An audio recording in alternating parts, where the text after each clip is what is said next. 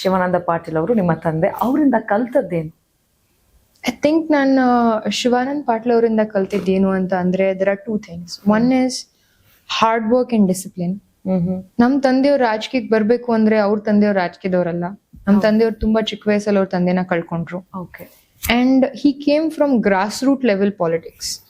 ಅವರು ಪ್ರತಿಯೊಂದು ಮನೆಗೆ ಹೋಗಿ ಪ್ರತಿಯೊಬ್ಬರಿಗೆ ತಮ್ಮ ಪರಿಚಯವನ್ನ ಕೊಟ್ಟು ತುಂಬಾ ಚಿಕ್ಕ ವಯಸ್ಸಲ್ಲಿನೇ 27 years ಅಲ್ಲಿ he became MLA.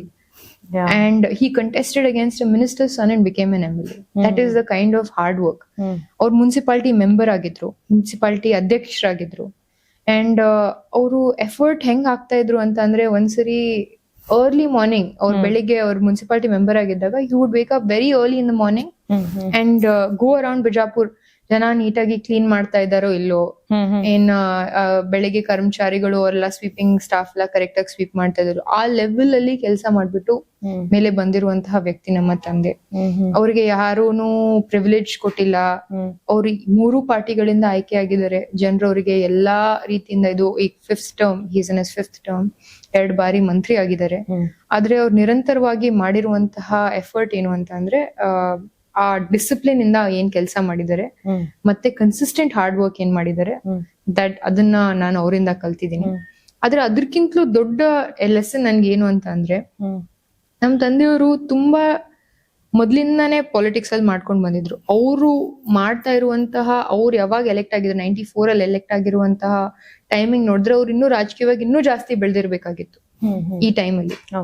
ಆದ್ರೆ what I learn from him is, ನಿಮ್ಗೆ ಆ ರಿಸಲ್ಟ್ ಸಿಗದೇ ಇರ್ಲಿ. ಅವ್ರ MLA ಆಗಿದ್ರು, ಯಾವಾಗ್ಲೂ ಮಂತ್ರಿ ಆಗ್ಬೇಕಾಗಿತ್ತು. ಯಾವಾಗ್ಲೂ ಅವರು ಎಫರ್ಟ್ ಹಾಕಿರೋ ಎಫರ್ಟ್ ಗೆ ಅವ್ರು ಇನ್ನೂ ತುಂಬಾ ಮುಂದೆ ಹೋಗಿರ್ಬೇಕಾಗಿತ್ತು. ಆದ್ರೆ what I learn from him is ಆ ರೆಸಿಲಿಯನ್ಸ್, ಪರ್ಸಿವಿಯರೆನ್ಸ್ ಇರ್ಬೇಕು ಆ ಮನುಷ್ಯನಲ್ಲಿ, ಪೇಷನ್ಸ್ ಇರ್ಬೇಕು. ನಾನು ಇಷ್ಟು ಎಫರ್ಟ್ ಹಾಕಿದೀನಿ ಅಂತಂದ್ರೆ ನಾನು ಇಲ್ಲೇ ಇರ್ಬೇಕು, ಇದ್ಯಾಕೆ ನನಗ್ ಸಿಕ್ಕಿಲ್ಲ ಅನ್ನುವಂತಹ ಒಂದು ಆರೋಗ್ಯನ್ಸ್ ಇರಬಾರ್ದು. ನಿರಂತರವಾಗಿ ನಾವು ಜನರ ಸೇವೆಯನ್ನ ಮಾಡ್ಕೊಂಡೇ ಹೋಗ್ಬೇಕು.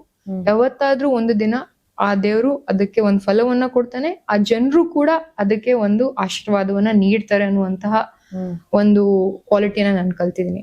ಸೊ ಅವರ ಹಾರ್ಡ್ ವರ್ಕ್, ಅವರ discipline is currently 61 years of age. ಇವತ್ತೂ ಕೂಡ ಅವರು 6:30, 7 o'clock ಎದ್ದು 9 ಗಂಟೆ ತನಕ ಜನರಿಗೆ ಮೀಟ್ ಮಾಡಿ, 11 ಗಂಟೆ ತನಕ ಎಲ್ಲ ಹೊರಗಡೆ ಆಫೀಸ್ ಜನರಿಗೆಲ್ಲ ಮೀಟ್ ಮಾಡಿ, ಫಂಕ್ಷನ್ಸ್ ಅನ್ನ ಅಟೆಂಡ್ ಮಾಡಿ 12 ಗಂಟೆಗೆ ಬಂದು, ಎಷ್ಟೊತ್ತೇ ಆದ್ರೂ ಕೂಡ he travels hundreds of kilometers in a day.